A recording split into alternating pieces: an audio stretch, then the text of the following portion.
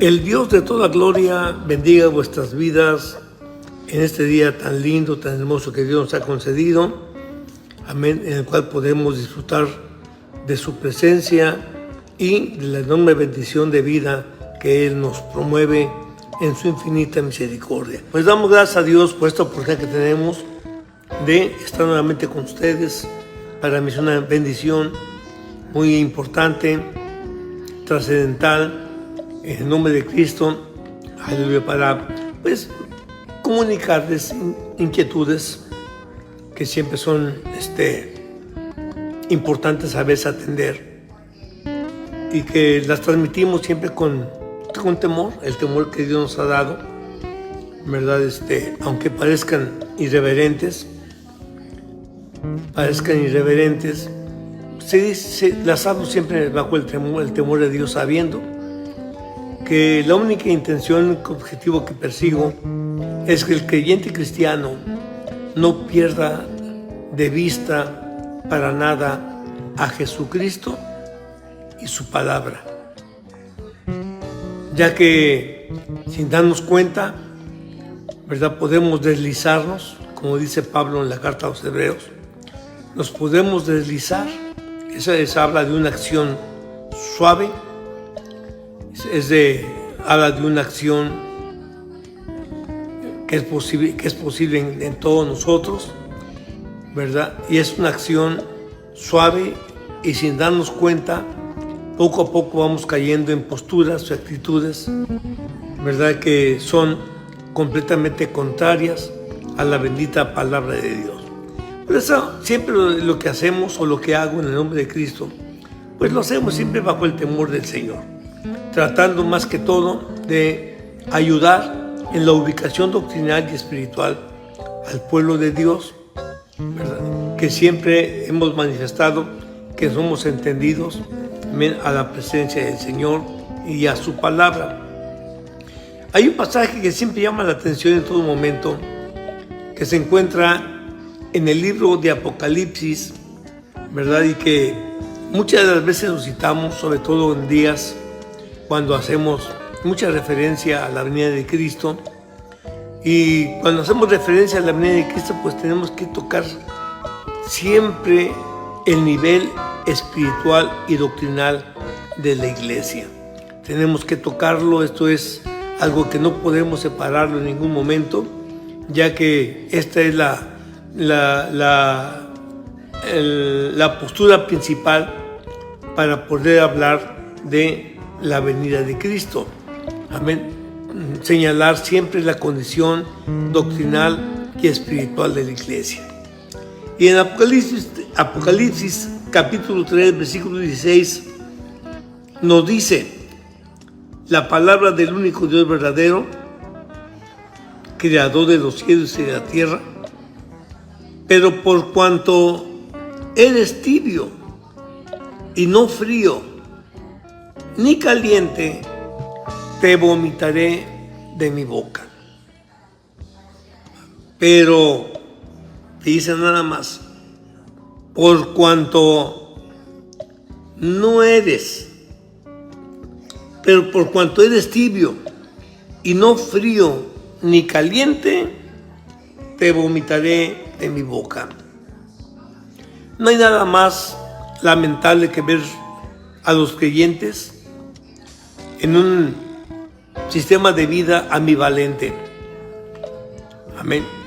Siempre fluctuando entre dos tipos de sentires, entre dos tipos de razonamientos, entre dos tipos de caminos, un poquito aquí y un poquito allá. Ambivalencia puede ser tanto doctrinal como espiritual. De cualquiera que la miremos, ¿verdad?, es con una condición o una actitud completamente deplorable que no debe existir en el pueblo de Dios. Una actitud doctrinal tibia o una actitud doctrinal o espiritual tibia es una ambivalencia. Quiere decir que no hay definición. no hay definición. Hace poco publiqué por ahí un enunciado diciendo: tenemos creencias, mas no convicciones. Y cuando no tenemos convicciones, es muy fácil caer en este tipo de terreno, de caminar entre dos tipos de caminos, un rato aquí y un rato allá. Recuerdo una ilustración que una vez leí por ahí en uno de los libros de Spurgeon, ¿verdad?, donde señala que cuando vamos en una canoa, en un frondoso río, la corriente de repente es demasiado fuerte y ante la fuerza de las aguas, el choque de las aguas, pues se pierden los remos, perdemos los remos. Y de pronto, aquel creyente cristiano que va en la barquilla, al sentirse ya inseguro y que va rumbo a una muerte segura o a un desenlace de tragedia, por momentos ora a Dios: Dios, ayúdame, sé conmigo, ten piedad, ten misericordia. Clama a Dios. Como transcurre el tiempo y la situación es peligrosa, en un momento empieza a decir: quien sea, quien quiera, ayúdeme. Y cuando abre ese tipo de puerta a quien quiera o quien sea o quien se encuentre cerca, ayúdeme. Ya no importa si es Dios o es el diablo.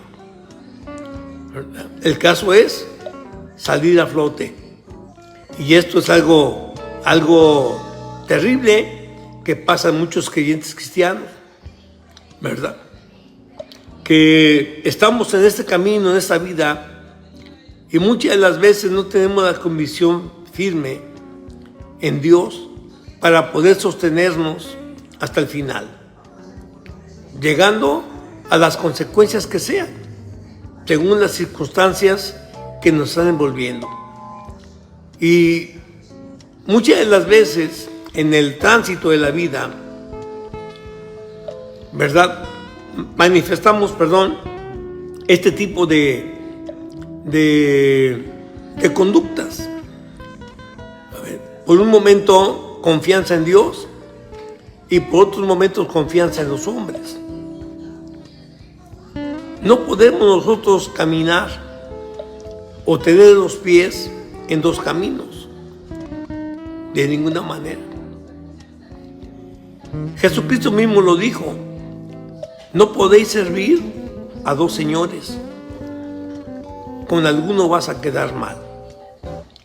Así que es muy importante señalar esta situación que se vive hoy en día en una gran cantidad de cristianos que están demostrando una ambivalencia, lo cual es una mediocridad, un estado mediocre, tanto espiritual como doctrinal, y por lo tanto es abominable. Y aquí, en Apocalipsis, se marca la situación. Por tanto, no eres frío, ni eres caliente, te vomitaré de mi boca. Es abominable tener una conducta que no está bien definida, que no tiene convicciones firmes, que no tiene fundamentos firmes. El cristianismo primitivo nos deja una enseñanza muy grata, desoladora, pero grata. Muchos creyentes cristianos, ante el peligro de la persecución, no doblegaron su fe, se mantuvieron firmes adorando a Cristo. ¿Qué fue lo que motivó toda la furia de los emperadores romanos contra la iglesia de Cristo? Si ya estaban hartos del judaísmo o de los judíos israelitas no cristianos, porque esto no le rendían la pleitesía hacia sus césares, porque ellos reclamaban una pleitesía como dioses, ellos se creían dioses, y el pueblo romano los miraba como dioses.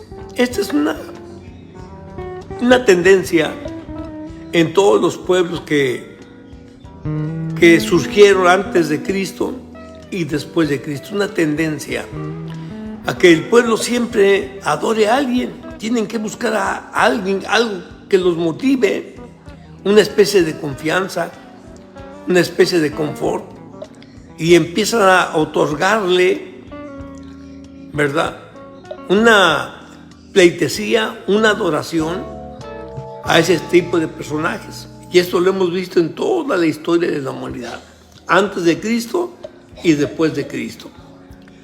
Sin embargo, los israelitas y judíos, porque no debemos olvidar nunca, estos siguen divididos hasta el día de hoy, aunque ya no se llaman reinos, pero siguen distanciados estos pueblos, los considerados 10 pueblos del norte y los 2 pueblos del sur.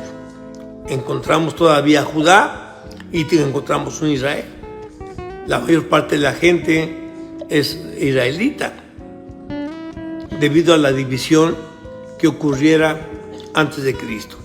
Bien, entonces ellos en cierta forma nos dan un ejemplo, porque los judíos nunca le rindieron pleitesía al César, Nerón, precisamente recordando al emperador Nerón, ¿verdad? Se levantó contra el pueblo de Israel porque no le querían reconocer como Dios.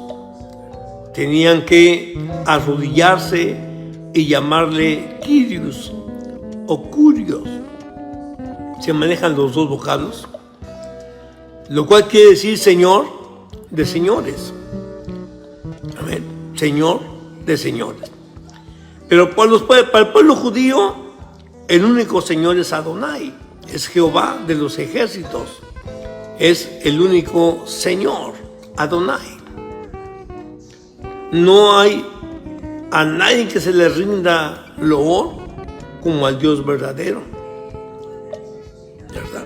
Tenemos ejemplo en el libro de Daniel a jóvenes hebreos, ¿verdad?, que no le rindieron pleitesía a la estatua de Nabucodonosor porque querían reconocerlo como Señor, reconocerlo como Dios. Pero para el pueblo hebreo solamente existe un Dios, a pesar de que fueron lo que fueron, hicieron lo que hicieron, ellos mantienen esa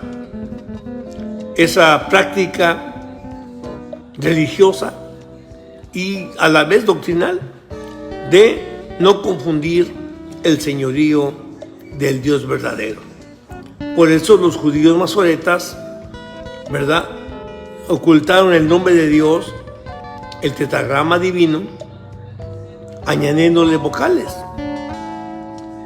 para que nadie tuviese la osadía de pronunciar el nombre de Dios, porque era un nombre santo, completamente santo, que ni ellos mismos se consideraban dignos de mencionarlos. Entonces ellos protegen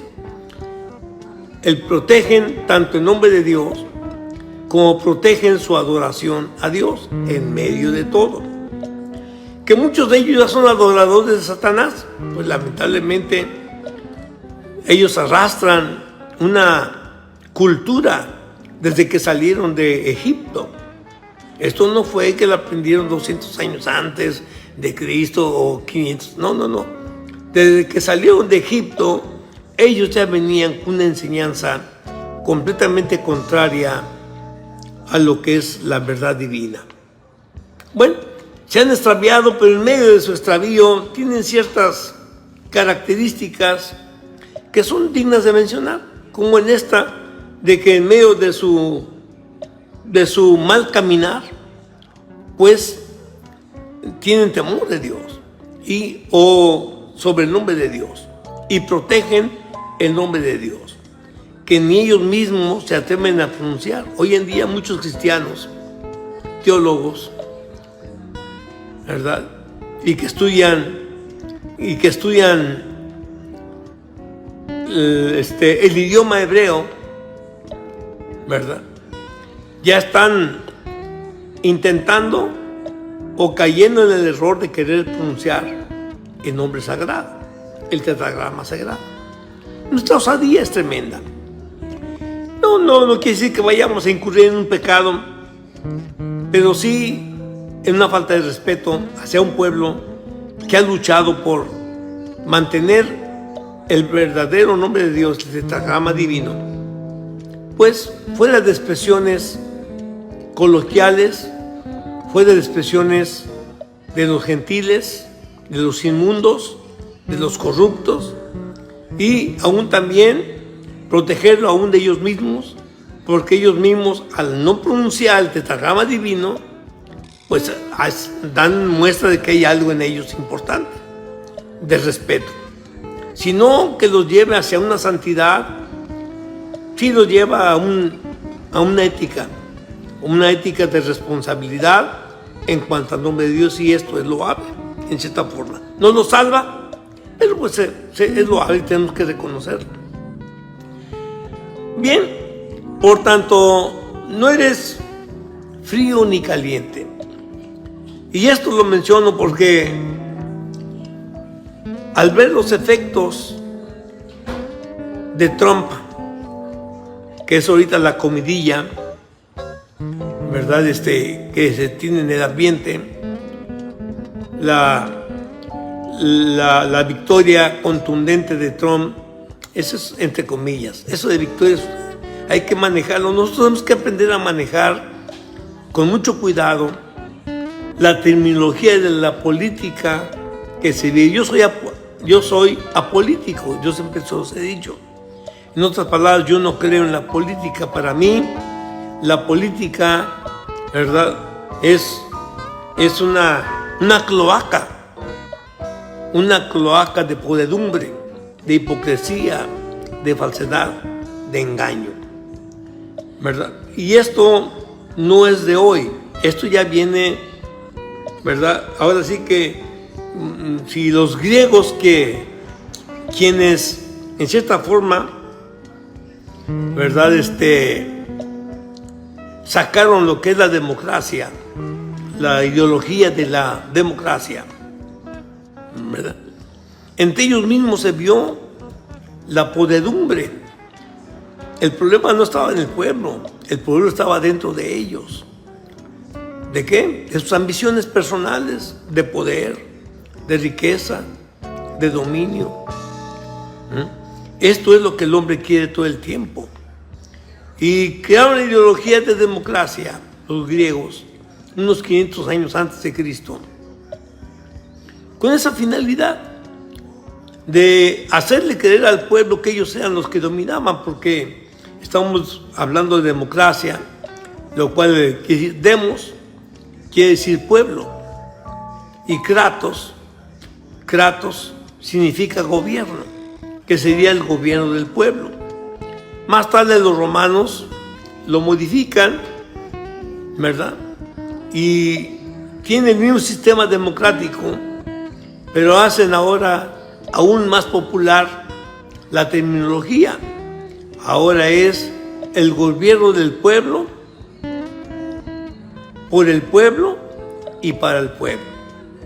O sea que ya le dieron un formato más amplio para de esa manera decir Vox Populi, Vox Deus.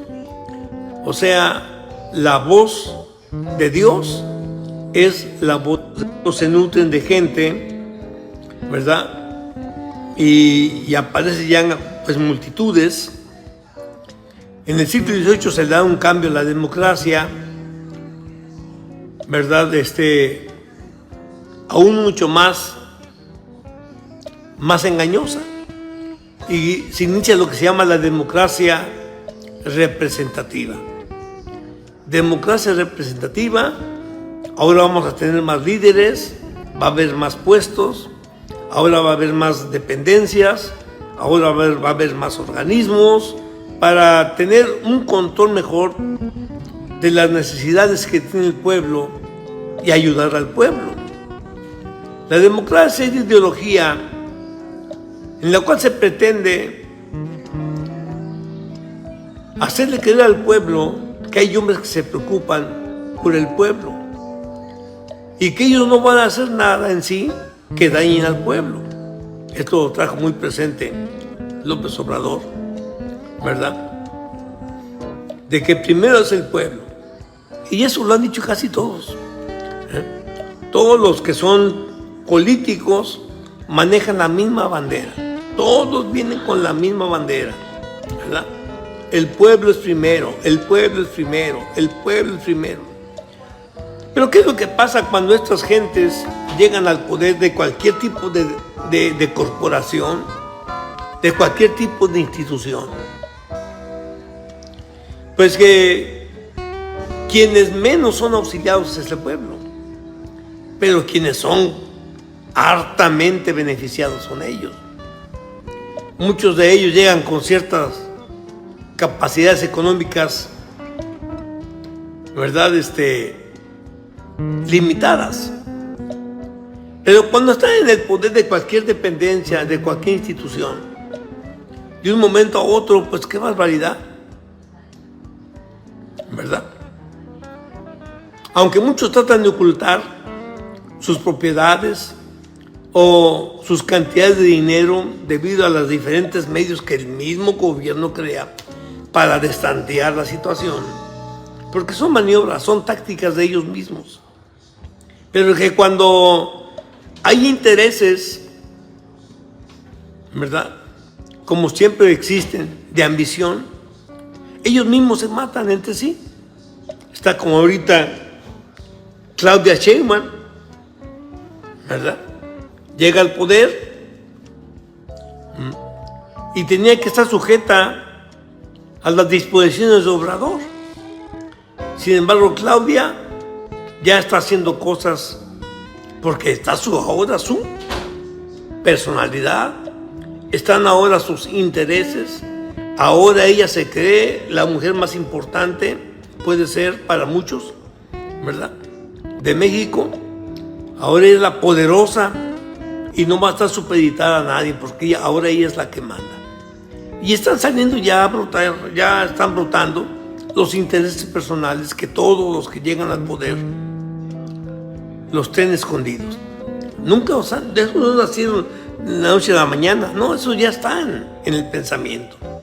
Ya están en lo, como dice Pablo, la intención de la carne es enemistad contra Dios. Ya están en la intención carnal.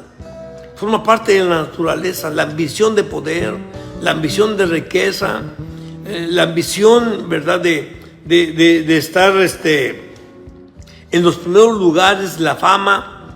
Eso ya es la intención de la carne. Es lo que la carne busca.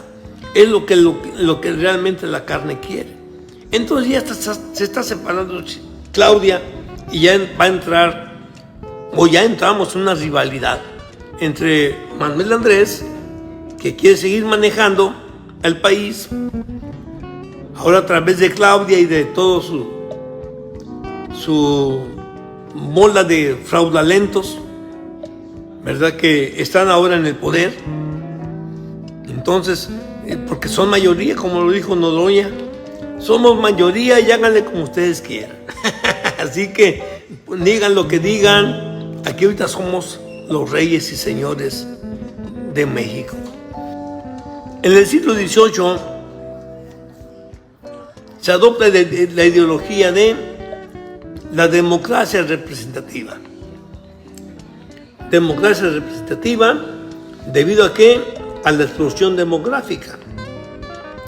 Pero ya para este entonces también aparecen dos ideologías para controlar la democracia representativa.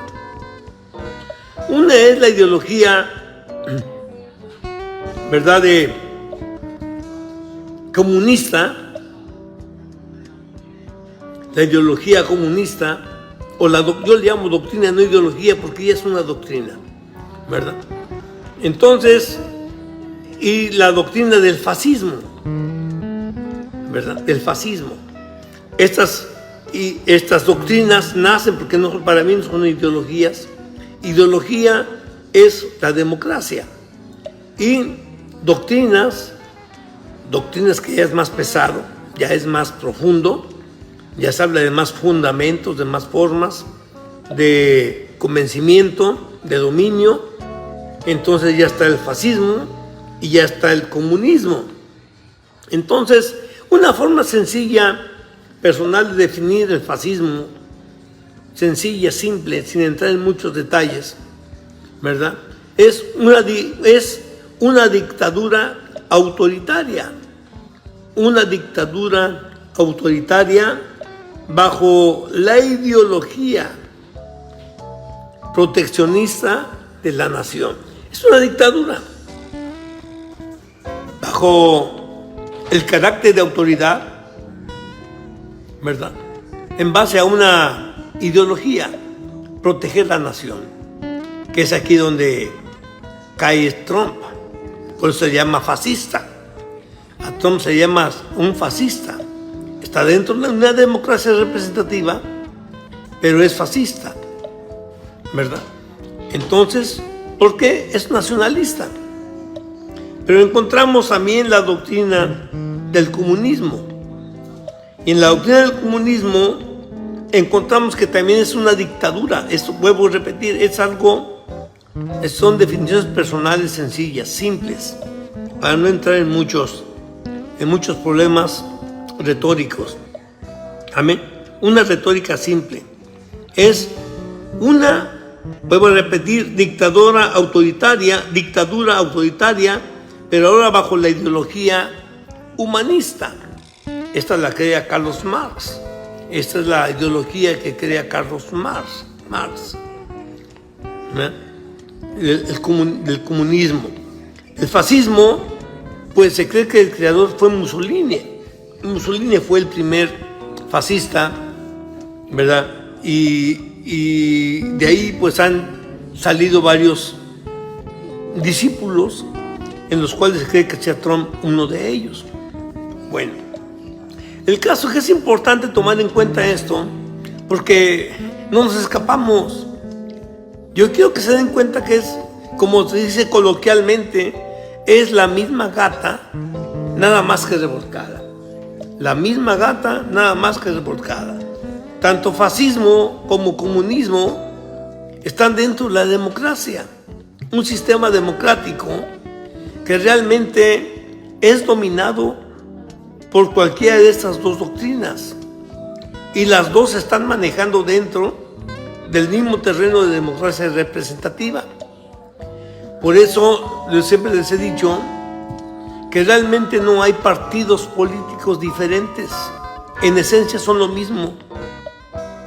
Quede quien quede, están dentro de un proyecto democrático representativo, más representativo que democrático.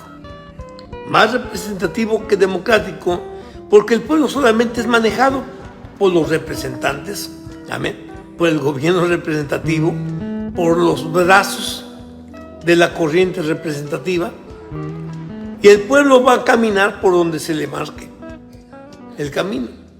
En Estados Unidos se le marcó el camino a Trump, ¿verdad?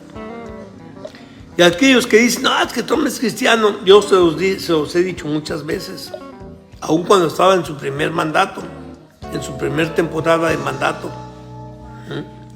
Trump es masón. Todos los presidentes en Estados Unidos han sido masones, todos. En México, todos los presidentes han sido masones, excepto uno, y al que no era masón, lo mataron, lo asesinaron. Entonces, eso es para que usted se ubique. Mi intención aquí es ubicarlo. Amén. ¿Cuál es mi verdadero objetivo? Es que usted no confíe en el hombre. Mi pleito, mi celo que tengo es ver que al pueblo se le alimenta, al ver al hombre como si fuera el de la absoluta confianza. Mire, en este efecto Trump estamos viendo que para muchos cristianos, y tengo que poner aquí entre comillas, porque para mí un cristiano que ve a Trump como un Mesías es un ambivalente. Va a poner su confianza en Trump y va a poner su confianza en Cristo. No puede ser eso. O es Cristo o es Trump. Está como en México, la misma situación, la misma ambivalencia. Confiando en un hombre. Están esperando que sea un hombre el que cambie las cosas de su país. ¡Qué tremenda ironía! Que hablamos de un Cristo Salvador, que cambia la vida, que es la paz, que es el Señor, que nos da gozo, alegría, pero nuestra confianza está en un hombre. Estamos esperando un sistema de gobierno que nos venga a sacar de la ignominia, que nos venga a dar alimento, que nos venga a dar la paz. Hermanos, no seamos locuaces. No seamos locuaces. Que no nos basta lo que nos dice la palabra de Dios. ¿Por qué tenemos que estar diciendo en un templo yo adoro a Dios dentro de un templo, pero fuera del templo estás esperando que el gobierno haga algo por ti? Yo siempre he criticado mucho a los ministros que venden su voto por un terreno. Apoyan a ciertos candidatos de políticos con la finalidad de tener de él recursos. ¿Dónde está Dios? ¿Qué Dios no es capaz de darte para construir un templo? ¿Qué acaso Dios no es capaz para darte para ampliar tu templo? ¿Qué acaso Dios no te puede generar energía, fuerzas, dinámica para motivar al pueblo y confiar en Cristo y que en Cristo se hagan las cosas? ¿Cómo se levantaron los templos en la antigüedad sin ayuda de gobiernos?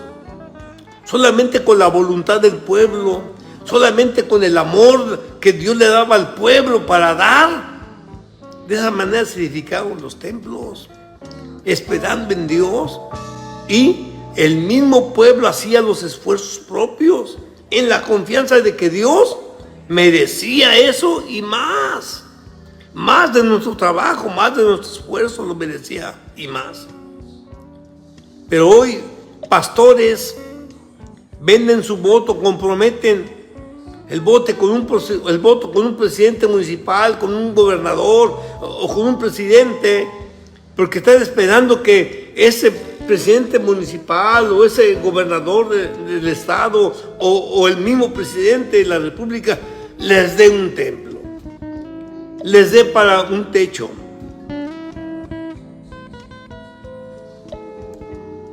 Y de esa manera van a la gente a votar. Eso se llama ambivalismo, ambivalencia. Estás caminando en dos aguas. Elías se cansó de la necedad del pueblo. Nosotros tenemos citas en el primer libro de Reyes, en el capítulo 18.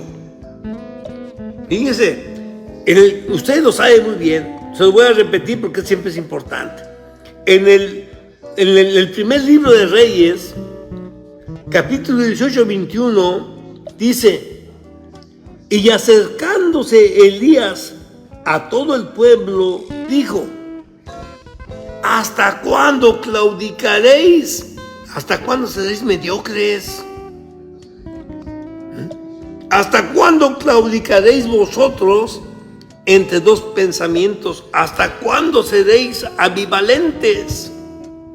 Y vas a estar entre dos aguas. Si Jehová es Dios, seguidle. Y si Baal es Dios, pues no hay problema.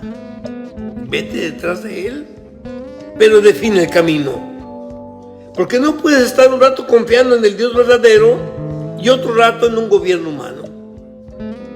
Nosotros no podemos confiar en un gobierno humano nunca. Maldito el hombre que confía en el hombre. ¿Para qué queremos la palabra de verdad si no la vamos a aplicar en nuestra vida?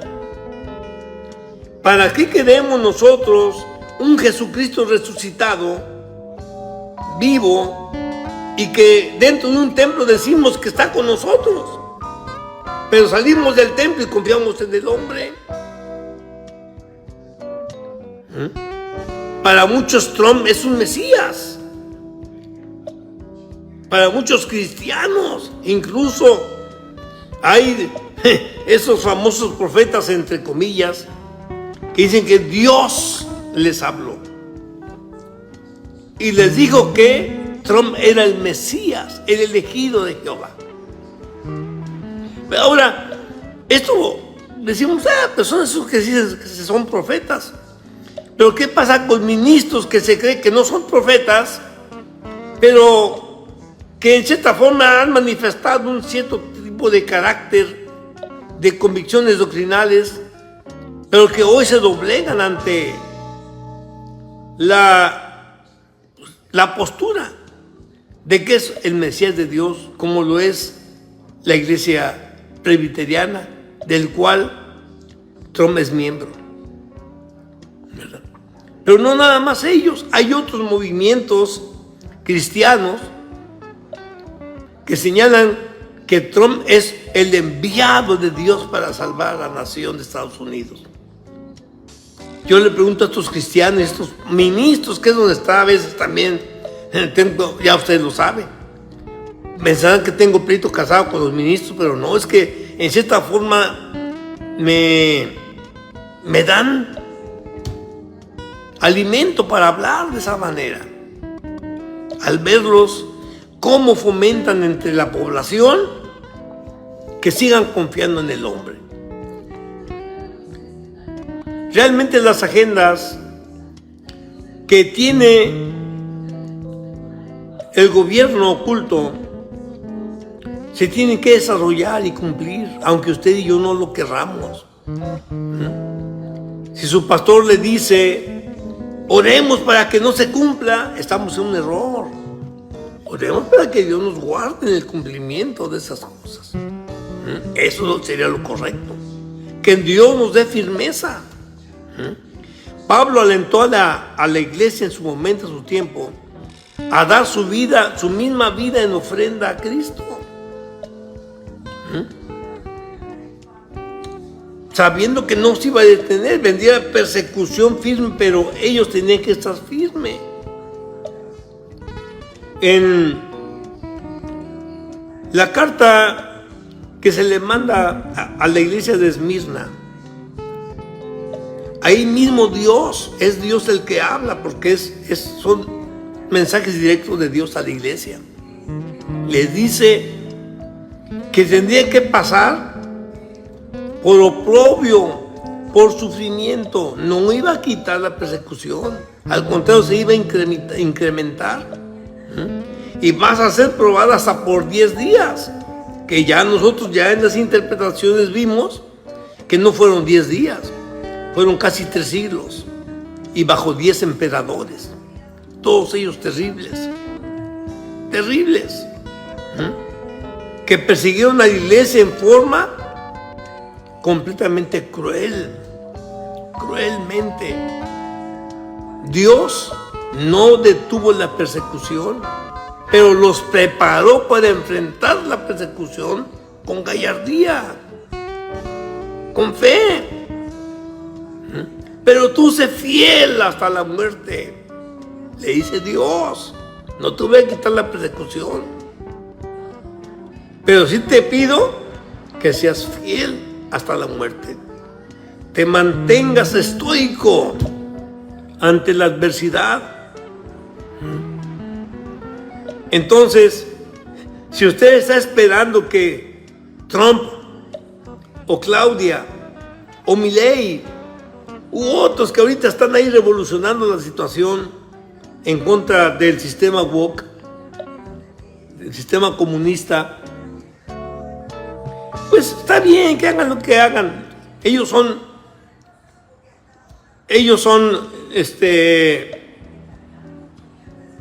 humanos que no son cristianos y están luchando.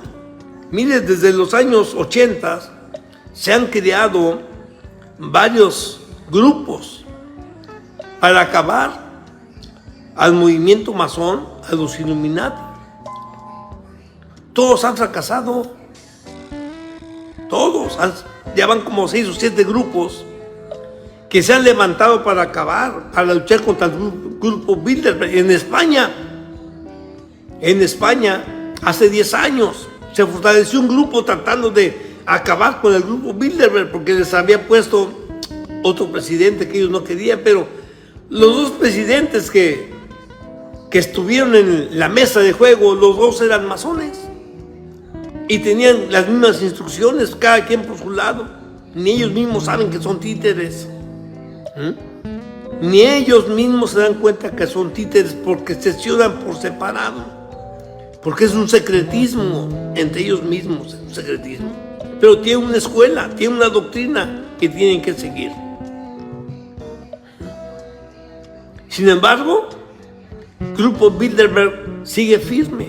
Toda esta gente de 20, 30, Milei nos hace creer que viene de la ONU. No viene de la ONU, viene del grupo Bilderberg. ¿Quién maneja la ONU? Agustín Laje, Agustín Laje. Entonces, realmente se tiene que tener cuidado, hermano, hermana. Nosotros no tenemos por qué estar confiando en hombres. En el mundo ahí te quedas. Ya encontramos la verdad, ya encontramos la paz. Si Cristo no es la verdad, está bien. Sigue al hombre. Si Cristo no es tu paz, está bien. Sigue al hombre. ¿Verdad? Pero no estés en esa ambivalencia. Que dentro de un templo, Cristo es tu Señor. Pero fuera del templo, el gobierno humano es tu Señor. No, de ninguna manera. Esto es abominable a los ojos de Dios. Por tanto, no eres frío ni eres caliente, yo te vomitaré. Fíjate bien las palabras que usa Dios, porque es Dios. Aquí no es Juan ni es Pablo, no. Aquí es Dios directamente hablando a la iglesia de la Odisea. A la iglesia de la Odisea que vivía en esa ambivalencia. Entonces, es terrible. Aquí Elías se enfrenta a los profetas de Baal y a los profetas de Acera. Y se enfrenta al mismo rey del pueblo hebreo, al mismo rey, Acab, para que se termine ese tipo de mediocridad. Por eso Elías los junta y les habla fuertemente al pueblo hebreo. Si Baal es Dios, seguidle. Pero si Jehová es Dios, seguidle. Defínete, uno o el otro. Uno o el otro. Y después viene la prueba. Voy a demostrar quién es el Dios verdadero. El Dios que sí hace maravillas. El Dios que hace milagros. Después viene la demostración de fe de Elías para demostrarle al pueblo y avergonzarlos. ¿Por qué cree usted que el pueblo respondió? Para matar a los profetas de Baal y a los profetas de Acera. Después de la victoria que Elías demostró del Dios verdadero, porque tenían bases escriturales, bíblicas. A los falsos profetas, mátalos. Y como fueron encontrados falsos profetas, Elías mandó que los mataran a todos. Era una ley de Dios. Estaba bajo una ley de Dios. En cierta forma hemos sido librados nosotros de ese tipo de actividades que se vieron en el Antiguo Testamento, pero que nos sirven de educación, de estudio, como dijo Pablo. Las cosas que fueron escritas, que quedaron escritas en el ayer, son para nuestra educación, son para nuestro adoctrinamiento. Así que, hermano, hermana, quiero que tengas conciencia de que estamos bajo un engaño satánico permitido por Dios,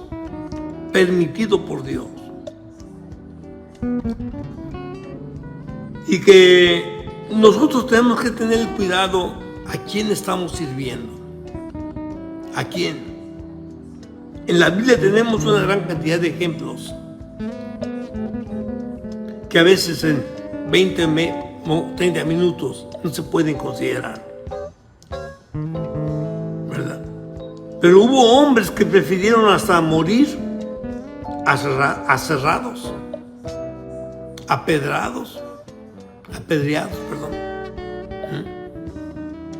Hubo gente que prefirió la muerte, la más tortuosa, pero siguió firme adorando a su Señor. ¿Quién era su Señor? Ellos nunca pusieron su confianza en ninguno de los reyes que los conquistó. Hubo un pueblo, un remanente. La Biblia habla de un remanente, siempre habla de un remanente. De Babilonia salió un remanente, no todos, pero hubo unos poquitos que adoraban al Dios verdadero, a Jehová de los ejércitos. La mayor parte no. La mayor parte salió bajo un espíritu de rebeldía y de amargura. Y se vio. Por eso ocurrió una diáspora.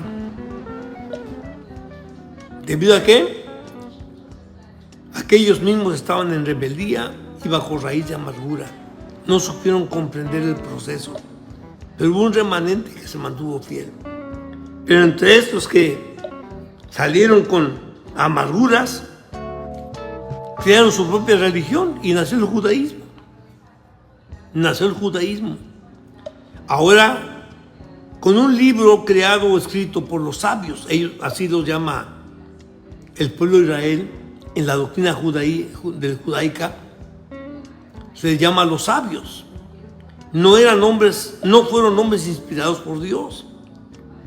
Los hombres inspirados por Dios ya estaban en un canon que más tarde iba a darse a la luz por los judíos masoretas.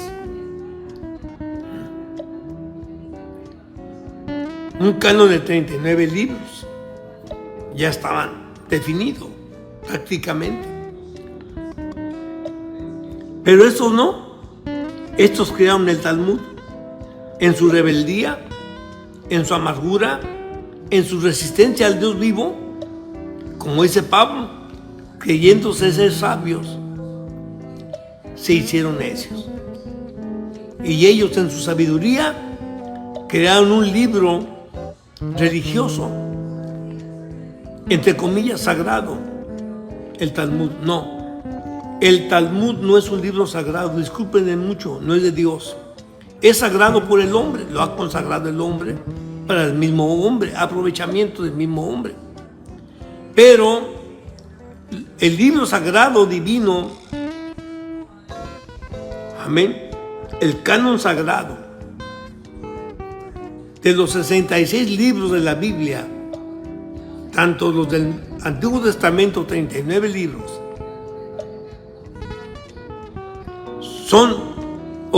fueron escritos por hombres inspirados por Dios. Hombres inspirados por Dios.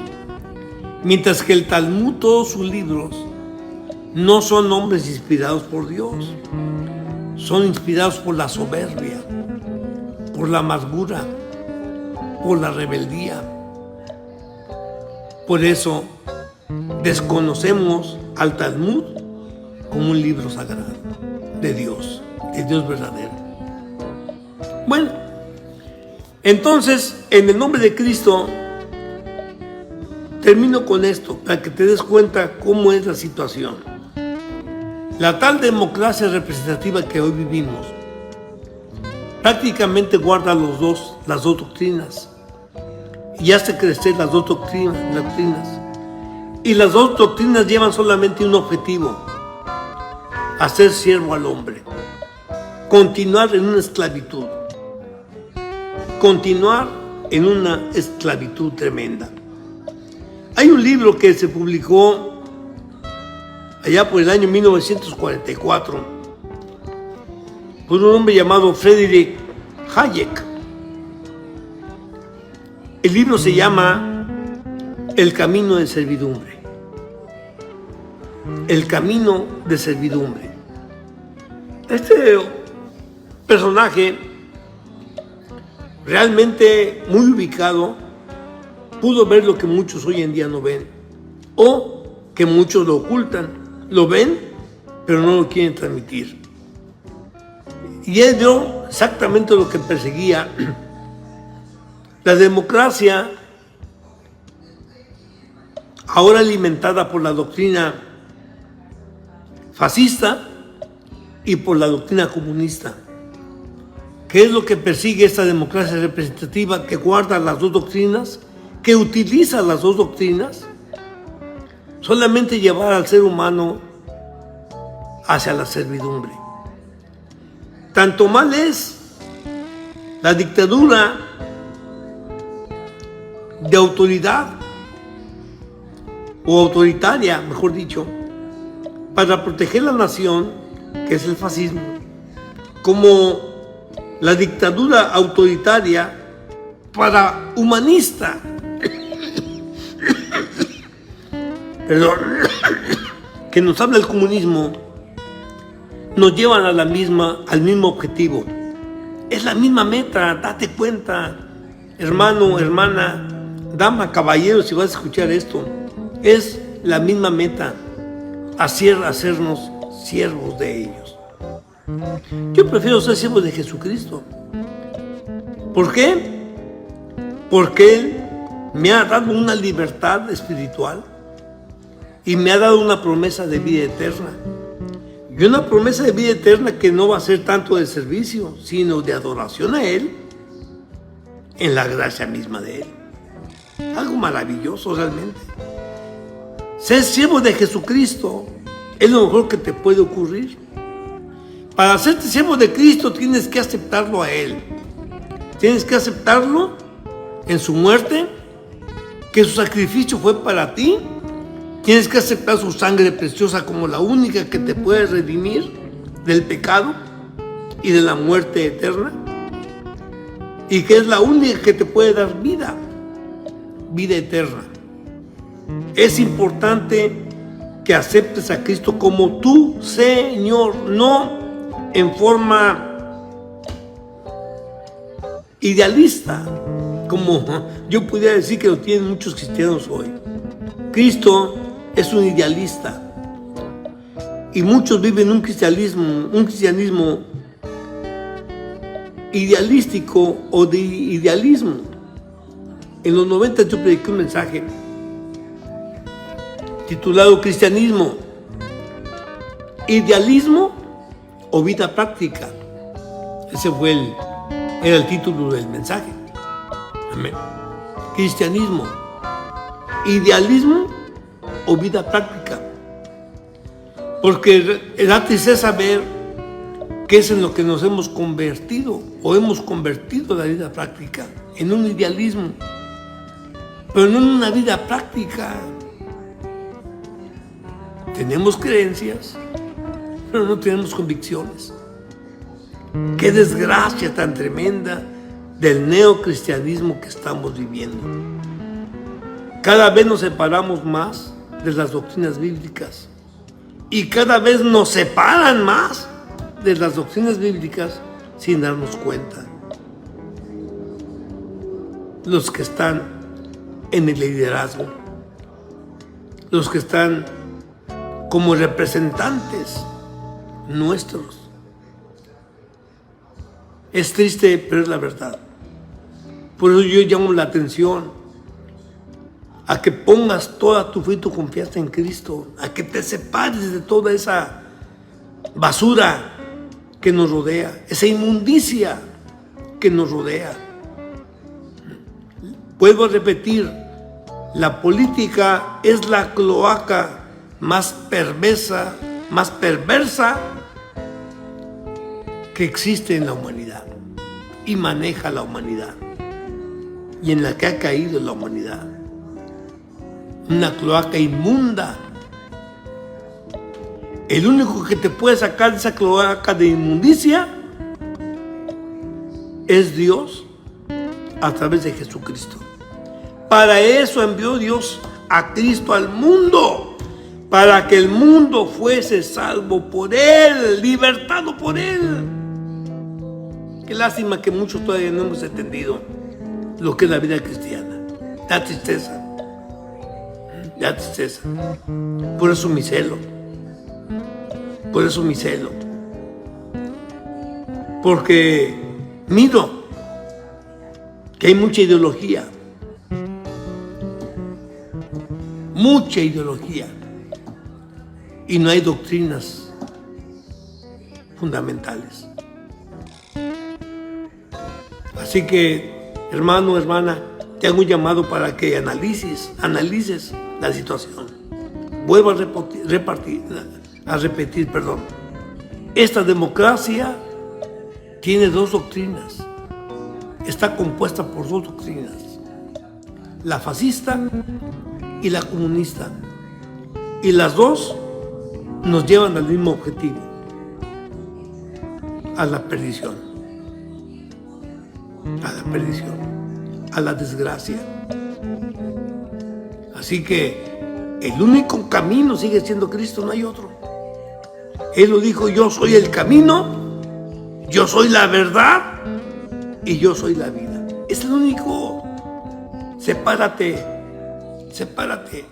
Porque así como muchos están diciendo que Trump es el Mesías, así hay otros, una gran cantidad de rabinos que dicen que Trump es el anticristo. Y los dos tienen argumentos. Es algo tremendo en lo que ha caído la situación de la religión, de los movimientos cristianos, que realmente solo se está demostrando una cosa, que estamos muy lejos de la doctrina cristiana. Y estamos siendo manipulados por líderes espirituales que no nos están diciendo la verdad. Nos están diciendo mentiras. O guiando en caminos de mentiras.